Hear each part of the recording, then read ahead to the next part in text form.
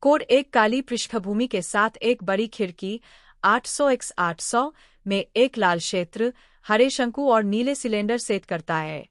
इसमें fixed 2D part भी शामिल है जो विजुअलाइजेशन की व्याख्या करता है, और 3D दृश्य को घुमाया या जूम किए जाने पर भी पार्ट स्थिर रहेगा। 23 सितंबर 1924 को बी अरविंद पातिल, भारत बनाया गया। This code sets up a red sphere, green cone, and blue cylinder in a larger window, 800 x 800, with a black background. It also includes fixed 2D text that explains the visualization, and the text will remain static even when the 3D view is rotated or zoomed. His code sets up a red sphere, green cone, and blue cylinder in a larger window, 800 x 800, with a black background. It also includes fixed 2D text that explains the visualization, and the text will remain static even when the 3D view is rotated or zoomed.